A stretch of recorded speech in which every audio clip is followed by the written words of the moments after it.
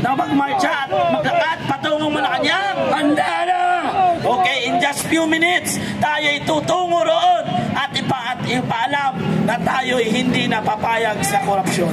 Partner, ikaw. Kilos, kailan pa ba tayo magingay? Saka na, pag nalimas na ang kaba ng bayan, niluloko tayo harap-harapan. Isipin mo, taon-taon nagpapasa ng budget. Taon-taon yan. Ang budget na pinapasa, trilyones. At yung iba pang budget na yan ay inuutang pa yan sa ibang bansa. Tapos, anong ginawa nila sa inuutang? Ninanakaw nila. At sino ang magbabayad dyan? Tayo, kayo, tayong lahat. Utang ng ina nila, utang din ng ina natin, partner. Correct, partner.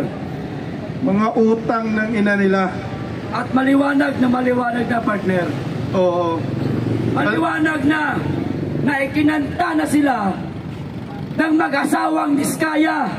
Pero ang mga Pilipino, matigas talaga ang ulo. Maliwanag na ninanakawan na tayo ng mga animal na nasa loob ng House of Representatives. Ang kapal na mukha ninyo, nagawa nyo pang magpabantay sa mga matitinong kapulisan. Ginagamit nyo ang matitinong kapulisan para kayo maprotektahan habang kayo nagnanakaw. Ninanakaw nyo ang kaban ng bayan, mga walang iya. Mga putang ina ng ina nila.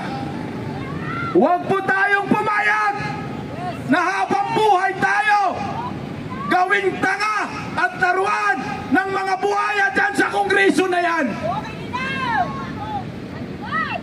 Grabe na. Talagang nakakagalit na ito. Hindi ho po pwede na ang mga Pilipino ay lagi na lang magpapaapi sa mga politikong walang habas sa pangungurakot at paglilimas sa kaban ng bayan. Hindi ho po pwede manahimik tayo. Hindi ho po pwede na sila ay sumaya lang. Dapat tayong mga Pilipino ay sumaya. Isipin nyo, kayong mga motorista, araw-araw kayo nagtatrabaho, araw-araw kayo nagbabayad ng buwes. Kada pagbili po ninyo na mismo candy, merong tax yan. Pambihira, nagbabayad ka ng tax, nagbabayad tayo ng tax. Para saan? Para pahain? Para nakawan? Para matraffic?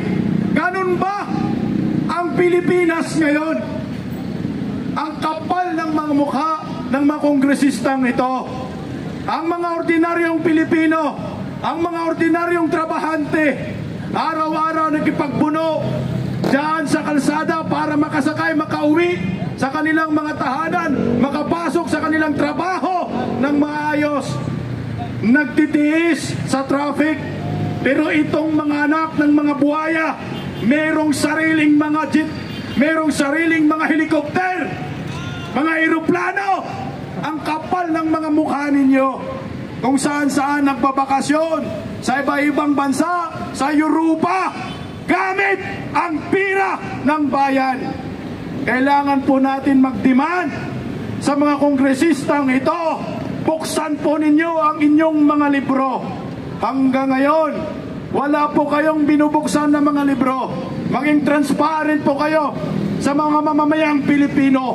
Kung hindi kayo magnanakaw, buksan po ninyo ang inyong mga bank accounts ng kusa. Ipakita po ninyo ang bilyon-bilyong ninanakaw ninyo sa kaban ng bayan. Maawa kayo sa mga Pilipino. Maawa kayo sa mga OFW na nawalay sa kanilang mahal sa buhay. Nagsisikap para mabuhay, para sa bayan. Pero mga tarantado kayo, pinagnanaaw lang ninyo ang pira ng bayan, ang kakapal ng mga mukha ninyo. Ito ay Speaker Martin Romualdez. Puti naman, tinapla naman yung kapal ng mukha mo. Grabe ha? Almost 4 na taon nyo kaming niloloko. Nasaan ang pira ng bayan? Hinahanap po namin ngayon 1.2 trillion pesos sa flood control projects na kayo po ang nag-release ng mga ganyang klaseng mga budget. Ano po ang napala ng sambayanang Pilipino? Puro mga multong proyekto. Ang tindi ho ng kapal ng mga mukha ho ninyo.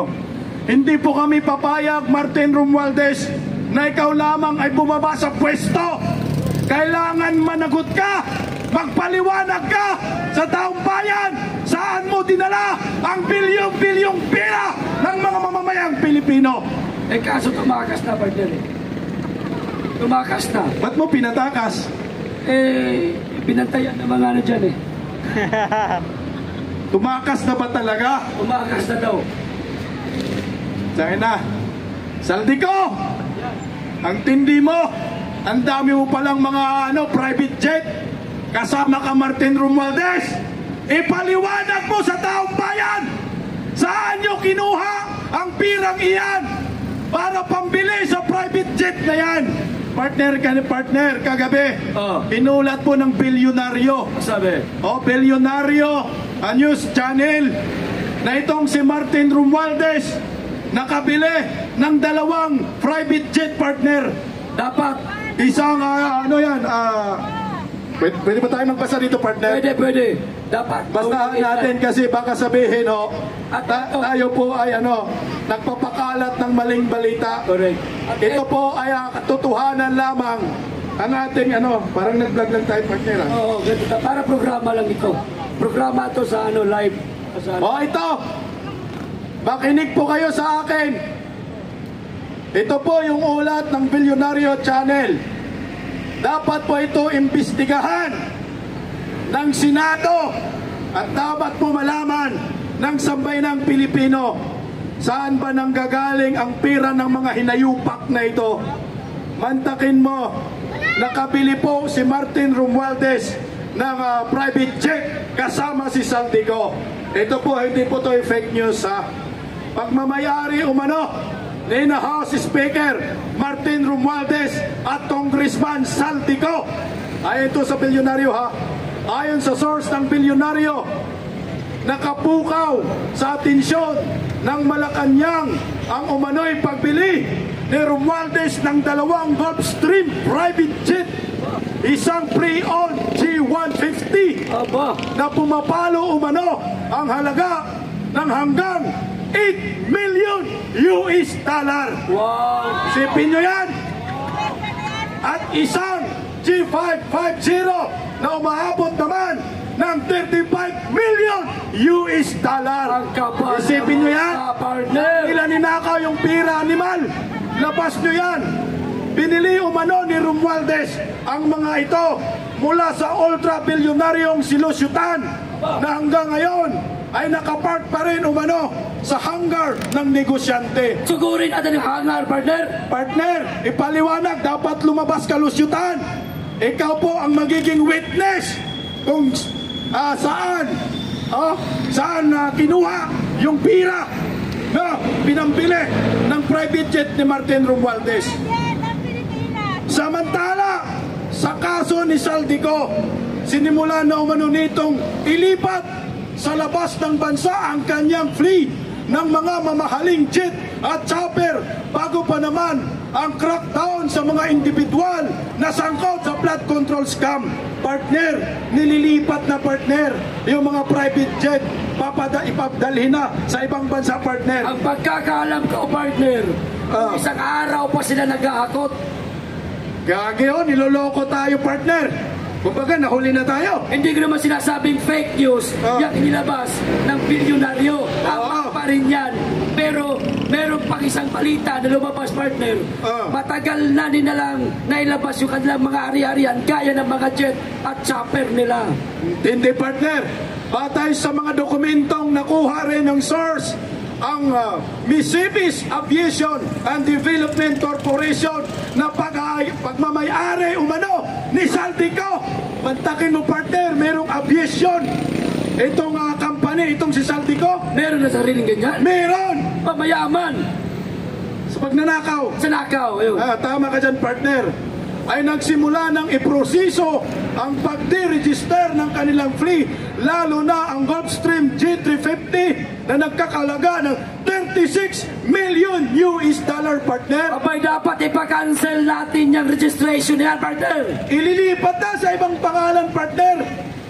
Para pag nagkasilipan, sasabihin wala ho silang ninakaw. Mga animal. Ito ha, sa lihim ng chief pilot ng Misibis Aviation na si Captain Elvidio Palaganas ng Civil Aviation Authority of the Philippines noong Agosto 18, humiling ng major modification of the export certificate of airworthiness ang deregistration of the certificate of registration para sa G350. Pero partner, dahil sa takot ni Saldico, yung bahay niya, binarikadahan na, partner. Oo, tinakpan niya na yung bahay niya, parang binalot niya ba? Ay, pukinangina na yan, pira naman ng bayan yan. Ay, dapat niya pasukin natin yan. Mamaya, magbasa muna ako. Sige. Okay. Nakuha umano ng Misibis Aviation ang G350 tail number RP C8575 noong Hunyo 2024. Niman, partner, nakabili ng private jet last year, partner. Ang tindi, ha? Ang naturang jet ay 18 taon na at dati na ginagamit ng AGS Executive Jet shares ng United States Gulf Aero Asian at isang hindi pinangalan ng Philippine operator. Sana bumagsak ang putang ng jet din habang sakay si Saldico. Sana mutiurok ba? Oo, mamatay ba ang makina? Pinamunuan umano ang aircraft leasing business ng anak ni Ko na si Michael Elisco at ang G350 ang nag-isang business jet sa kanilang fleet ayon pa sa ulat ng bilyonaryo. Ang kapal ng mukha! Samantala, nakakuha rin ang source ng bilyonaryo ng mga larawan ng 5 pang private jets at 5 luxury bell helicopters sa ilalim ng Misibis Aviation ni Saldico. 5 helicopter, 5 private jet. Ang Partner, saan siya kumuha ng pera? Galing sa kaban ng bayan yan! Ginamit umano ang mga helicopter para sa mga bisita papunta sa 5 hektaryang Misibis Luxury Resort ni Saldico. 5 hektarya! 5 hektaryang Motor Mercedes! Saan ba yan, partner? Putang! Ito.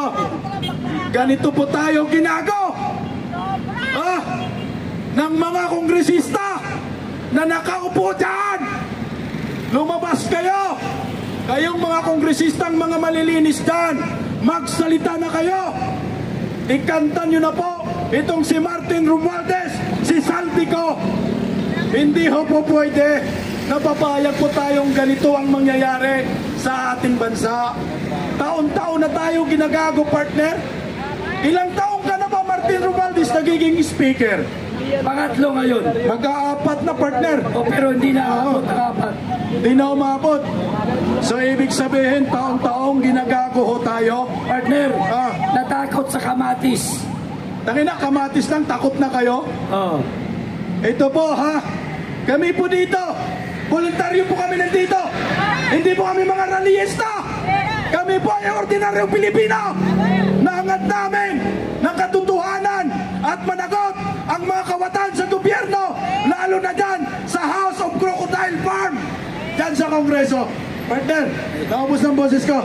Mamaya na naman tayo. Kaibigan, sandali lang po, kakarating lang ang balita. Ito po ay mahalagang anunsyo. Ang hinahantay po natin na pagmarcha sa Malacanang ay maya-maya lamang ay mag-uumpisa na tayo. So, pinapanawagan po lahat ay pumunta na dito. At pagbalik po ng ating mga kasamahan ay mag-uumpisa na tayo papunta ng Malacanang.